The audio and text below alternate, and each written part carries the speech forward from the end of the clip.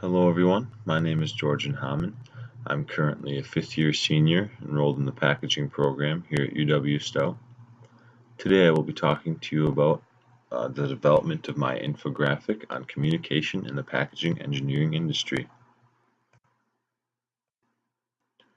Quick agenda, what we'll be going through today. We'll start off with who was interviewed and why they were important, questions I asked and what I learned from them, creating the infographic, and then a quick conclusion. So, who I interviewed. Daniel Dressel is a guy I had a chance to work with while co-oping at Johnsonville Foods. Dan is a R&D packaging engineer at Johnsonville. He's been there about 5 years now. He graduated with a Bachelor of Science in Packaging from UW-Stowe, and he had previously had a Bachelor of Science in Biology from Bradley University. My first question for Dan is ways you communicate with professionals in your field. And he threw me for a loop when he started off with email at 80%, phone at 15%, and then text and Skype split up between the last 5%.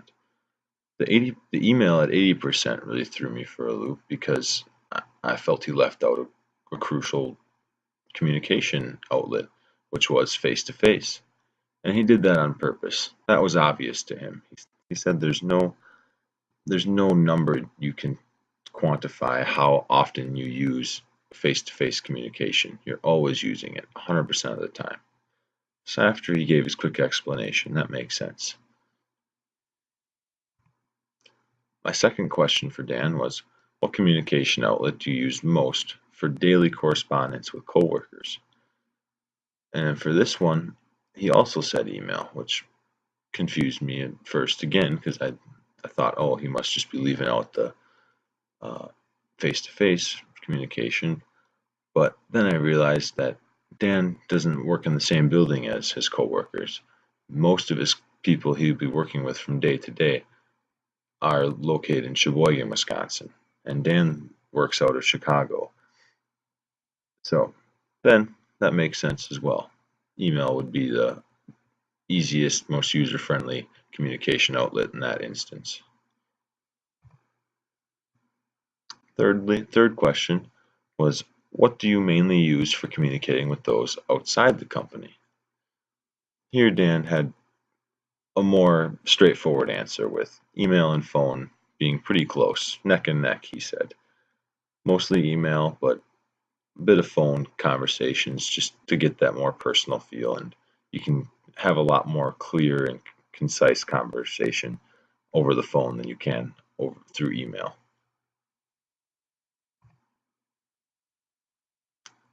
What percent of your communication would you say is internal to the company versus external?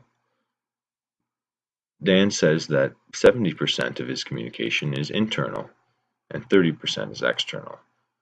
This seems surprising as well. I would have thought that more would be external, but having Dan being in a research and development position at Johnsonville, it makes sense that he would work more closely with his other coworkers instead of customers. Like a sales representative would be more of a customer-oriented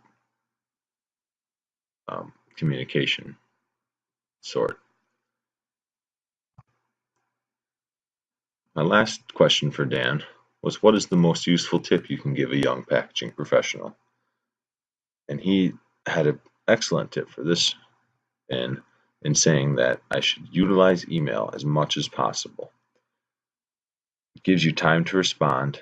You don't have to respond right away. You can bounce ideas off your other coworkers, check up on details.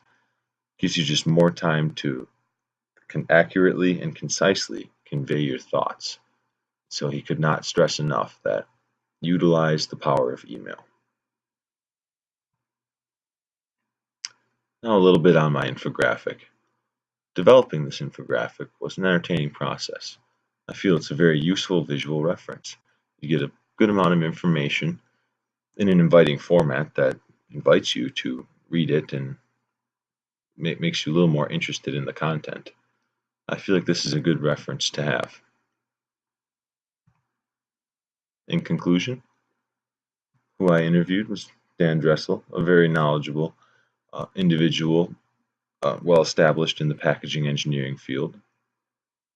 What I learned a good amount about how to better communicate with others in my field and what to expect uh, when communicating with others in my field, and also how to make an infographic. That was news to me. I didn't even know what an infographic was before this. So thank you for teaching me that. That's my presentation. I hope you enjoyed it. Have a good night.